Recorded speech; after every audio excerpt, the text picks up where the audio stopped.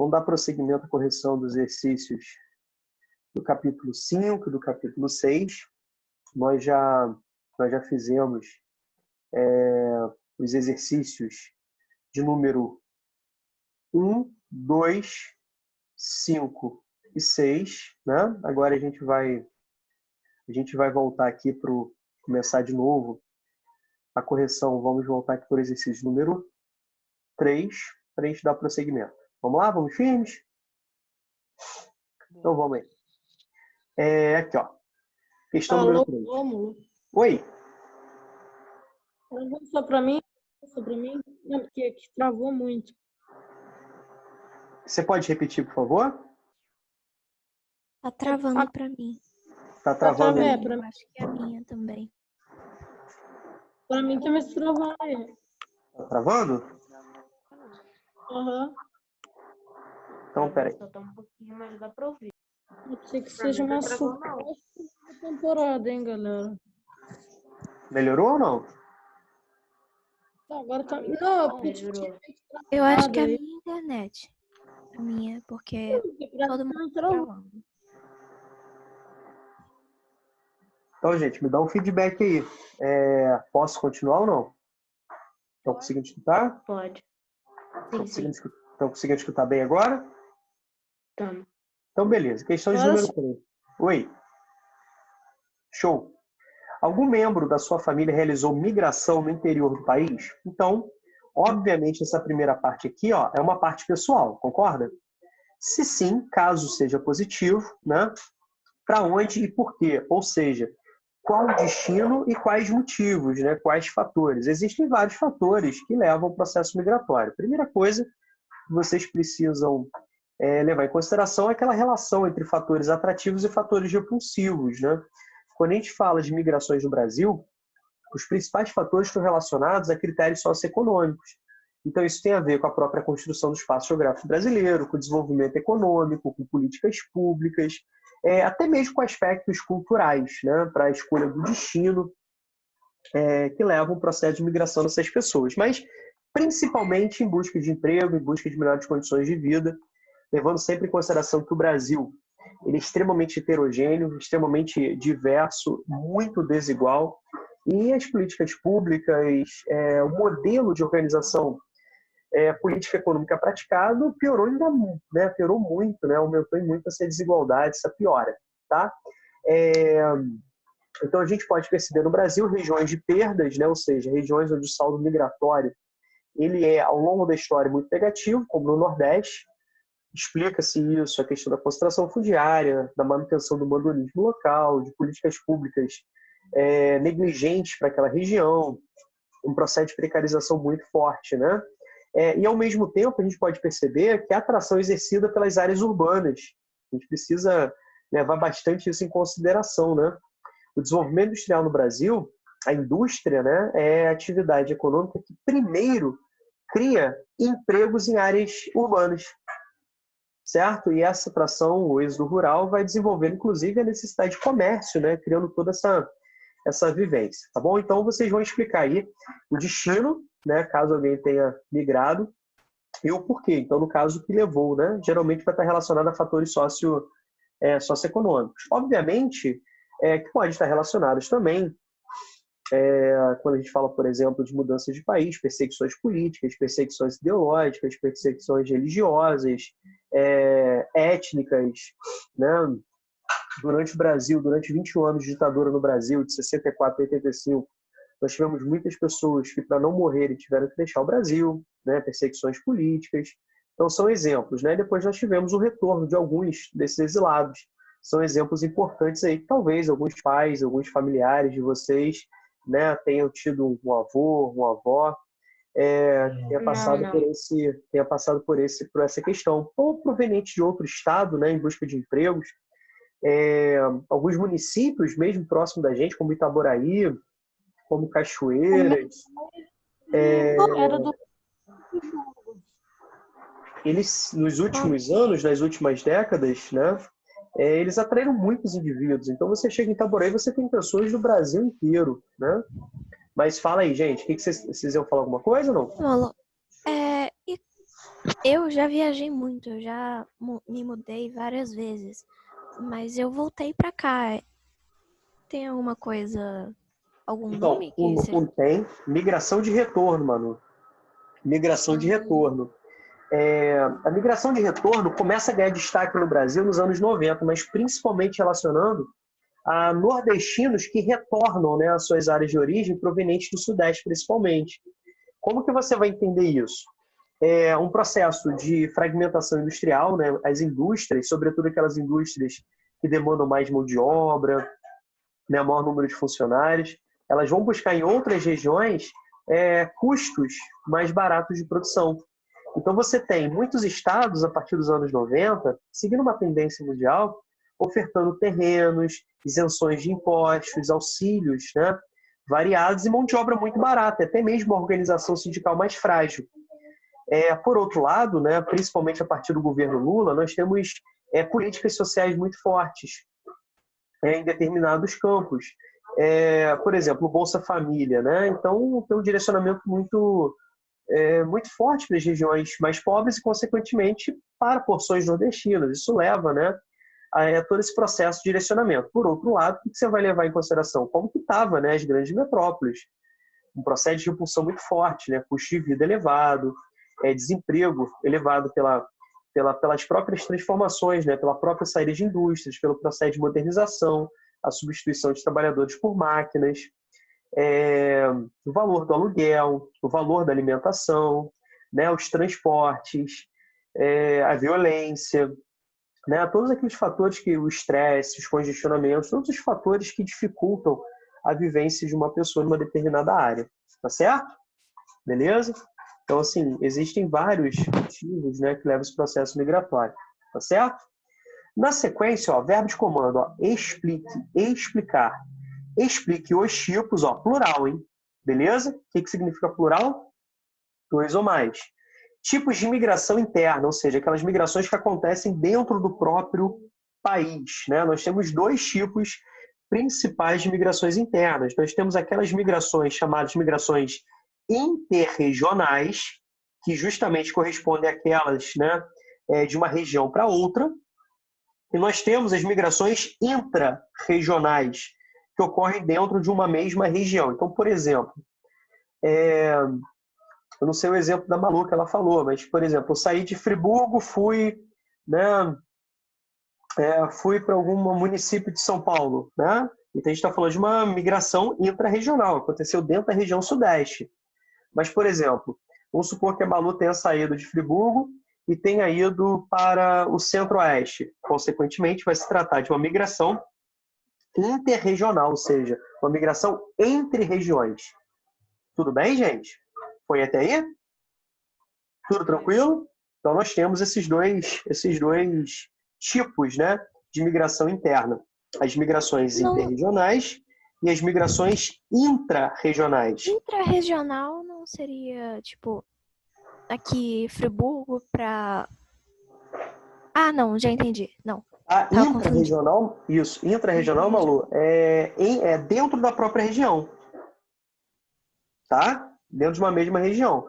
Lembre-se do critério de regionalização. Né? O que é regionalizar para a geografia? É dividir um todo em partes a partir de um ou mais critérios. E esses critérios estão diretamente relacionados aos objetivos. Então, por exemplo, vou pegar as grandes regiões político-administrativas do Brasil, que é a regionalização praticada pelo IBGE através de um caráter, né, político-administrativo.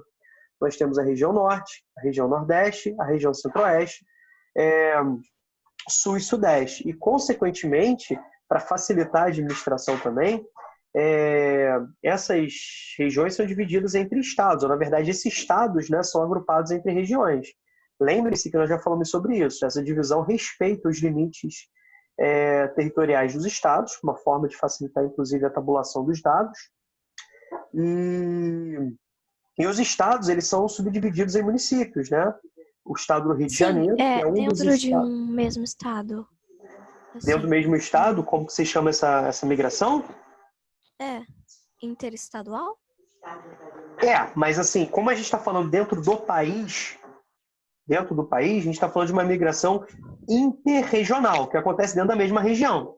Mas, Ok. pegando essa especificidade, Manu, você está certíssima, tá? É a mesma coisa quando vai pegar ônibus, né? Não tem ônibus, que são chamados de interurbanos, entre regiões urbanas. Entendeu? Ah, entendi. Tá, vamos Entendi. pegar o ônibus interurbano. Então, entre regiões urbanas, ou seja, que você vai ligar pelo menos 2 áreas urbanas aí. Tá bom? Durante a pandemia, por Porque você exemplo... estava falando de coisas, tipo, estados e regiões, assim. Aí eu fiquei, Aham. tipo, qual é o nome pra região? Para Município, estado, essas né? coisas. Isso aí, beleza. Por exemplo, durante a pandemia, uma das formas de contenção, né, da própria propagação do vírus foi a adoção de cancelamento das viagens, né, rodoviárias intermunicipais, interestaduais, em alguns casos, tá? Então, internamente, tá bom? Certo? Aquelas que acontecem entre regiões, que vão acontecer de uma região para outra. Então, intermunicipais entre dois ou mais municípios, interestaduais entre 2 ou mais estados. Tudo bem, meus amores? Show? Tranquilo, tranquilo. Então, ó, interregionais correspondem àqueles processos migratórios, né, que acontecem de uma região para outra. Intra-regionais ocorre dentro de uma mesma região. Tá claro? Beleza. Beleza? Então vamos aqui para a questão de número 4. Questão de número 4. Aponte fatores que contribuíram no período de 70 até 90, dos anos 1970 até os anos 1990, para os fluxos migratórios internos, estou falando brasileiros, mas direcionados para a região amazônica. Tá bom? Então, o que a gente pode falar entre vários aspectos? Está dentro de uma política, né, favorável. Então, vivia-se a ditadura militar, o regime militar. Em alguns aspectos, a ditadura militar dá prosseguimento, né, àquela política de integração territorial, de desenvolvimento econômico em determinadas áreas. E com isso, né, o Brasil até os anos 30, né, até Getúlio Vargas que inicia o processo de industrialização do Brasil de fato, né? Industrializar para Vargas era modernizá-lo, era a mesma coisa, né? Então, o que era modernizar o Brasil para Vargas? Industrializá-lo. Isso a gente consegue entender de uma forma muito tranquila. Em que sentido? Quais eram os países mais ricos naquele contexto dos anos 30? Eram os mais industrializados, né? Então, vamos seguir essa tendência. Só que naquele momento o Brasil eram ilhas econômicas, né? O que significa isso? As regiões econômicas brasileiras, elas tinham pouca conexão, pouca interdependência, né? Poucas relações. E dentro desse aspecto, para você criar um processo de integração econômica, você primeiro precisa criar condições infraestruturais para integrar as regiões. E o modo, né, utilizado foi justamente o rodoviarismo, a implementação de rodovias, né? As BRs começam com Getúlio Vargas, essas rodovias federais que cortam o Brasil. Tá bom? Então, o modo de transporte foi justamente rodoviário. A gente paga até hoje por isso, né? E, ao mesmo tempo, conhecer o país, né? Daí a importância da criação do IBGE também durante o governo Vargas. Tem como responsabilidade conhecer o país, né? Entender as necessidades. De uma forma teórica, é importantíssimo, né? Como que você vai administrar o que você não conhece? Daí a importância do IBGE para as questões político-administrativas, certo? Então, cria esse ambiente. Quando a gente fala da região amazônica, a gente está falando de um processo de avanço, né, a partir dos anos 70. JK inaugura Brasília, né, Brasília é inaugurada no dia 21 de abril de 1960, no finalzinho, né, no último ano de mandato de Juscelino Kubitschek. Então, mostra, né, de fato, essa mudança de eixo econômico, né, político-administrativo.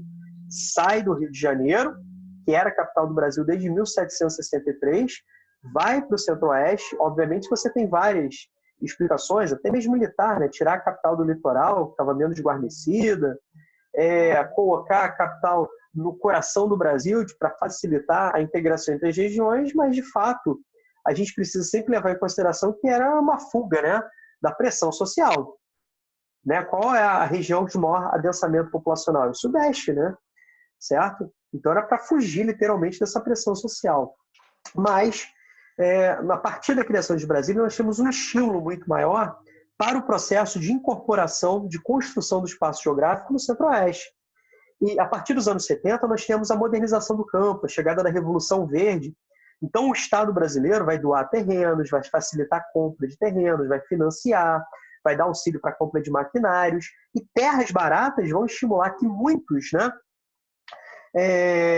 empresários agrícolas, um grande destaque aí nesse momento para sulistas, passem a vender suas terras ou passem, né, a investir em terras mais ao norte. Obviamente, isso trouxe um forte desmatamento para a região do Cerrado, né, para a região da Amazônia. Hoje, o Brasil é o país que mais desmata no mundo, é o país que mais utiliza veneno para plantar no mundo, tá bom? Então, tudo isso leva a um estímulo, né, para o desenvolvimento econômico. Então, a gente pode falar sobre a criação de infraestrutura, no caso, a construção de rodovias, né, incentivos variados por parte do governo federal e também de governos estaduais, como a doação de terras, né, o auxílio para a compra de maquinários, né, financiamentos para investimentos, tá bom? Outro fator também é a exploração mineral. A descoberta de jazidas minerais faz com que empresas oficiais, como, por exemplo, naquele momento, a chamada Vale do Rio Doce, passe a atuar nessa região. A Vale do Rio Doce não chama-se mais Vale, né? Ela foi privatizada durante o governo de Fernando Henrique Cardoso, hoje uma das maiores empresas do mundo, mas foi vendida, né? Essa riqueza brasileira foi vendida e hoje chama-se apenas Vale. Mas, ao mesmo tempo, também garimpeiros, gerando, inclusive, choques, né? A questão não pedia isso, mas é sempre bom falar. Isso não foi isento de contradição. Então, nós tivemos vários choques com indivíduos envolvidos. Então, você tem um processo de frente, de avanço, né, de um processo de frente de migração, onde você vai ter o choque desses novos agentes se chocando com comunidades indígenas, comunidades tradicionais, comunidades extrativistas, né, roceiros, certo? Então, isso vai trazer todo um processo de grande, né, conflito pela posse da terra. E sem falar, obviamente, sobre os grandes problemas socioambientais, tudo bem? Que só foram piorando, só foram agravando-se ao longo das décadas. Tá legal? Beleza? Então, assim, o grande destaque econômico tem a ver com o avanço da agropecuária, da pecuária extensiva, da agricultura de grãos, com destaque para a soja, que começa a ganhar muito destaque internacional. Lembre-se que a soja é interessantíssima, né? Porque, olha só, olha a maldade aí. Mudou, inclusive, a alimentação do brasileiro. Você pega a soja, você extrai de uma forma industrial esse óleo de soja e, ao mesmo tempo, o que sobra da soja é utilizada para ração animal. Olha só que interessante. Então, entupiram a gente de óleo de soja, que hoje se sabe que foi extremamente nocivo para a saúde do brasileiro. Continua sendo, né, extremamente nocivo. Mas de uma forma para atender a indústria, né, as indústrias ligadas a esses setores. Tá bom? Com isso, o estímulo para a soja faz com que haja também um estímulo para avançar com a fronteira agrícola. Hoje, a fronteira agrícola se encontra no sul da Amazônia, uma região chamada de Arco Sul do Desmatamento, também acontece na porção norte, né, chamada de Arco Norte do Desmatamento, e há uma pressão muito forte. E o que mais assusta é o ritmo de desmatamento. Nos últimos anos, sobretudo a partir do governo Temer e aprofundado com a atual gestão, nós temos um avanço muito forte das queimadas, do desmatamento, tudo isso, né, precisa ser levado em consideração. Meus amores, tudo tranquilo aí na questão número 4? Alguma dúvida? Sim. Alguma pergunta? Não. Tudo no esquema? Não. Tudo beleza? Certo? Sim. Então, bacana. Vamos lá, então, agora para a questão número 7, já que a gente já corrigiu todas as outras. Então, vamos partir para a questão número 7. Observe o gráfico a seguir. Região Nordeste, população rural e população urbana. Então, olha só, a primeira coisa que a gente precisa saber é interpretar. Então, a gente leva em consideração o período analisado. Então, nós temos um gráfico aqui dos anos 40 até o último censo brasileiro, que foi em 2010. Teríamos um censo esse ano, que já não era muito visto com bons olhos pelo atual gestor do Brasil, né, pelo presidente, mas para a questão da pandemia, né, não vai sair esse ano. Tudo bem? E olha só o que aconteceu, olhando para a legenda. Olha o que aconteceu com a população urbana. Olha o que aconteceu com a população, né, rural. Tá? Olha o que aconteceu com a população rural. Pegando em Brasil, o êxodo urbano foi muito intenso a partir dos anos 30, 40, 50. Por isso que a gente fala que o processo de urbanização brasileiro, o que é urbanização mesmo? Urbanização é aquele processo que caracteriza-se por um crescimento da população morando em áreas consideradas urbanas em um ritmo maior do que a população residente em áreas consideradas rurais, tá bom? Em termos de Brasil, o finalzinho dos anos 60, por volta de 67, 68, nós temos essa transição. Ou seja, a maioria da população brasileira passa a ser considerada urbana, né? Morando em áreas urbanas. Obviamente que esse êxodo rural, essa população não vai ser atendida com bons empregos, com pleno emprego, com boas condições de moradia, né? Com boas condições de vida, né?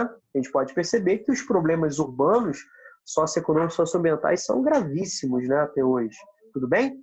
Em termos de Nordeste, olha aqui, ó. A gente está falando aqui dessa transição, ó, quando a população do Nordeste passa a ser majoritariamente urbana. Tá bom? Certo? Então vamos lá para as perguntas. Oi?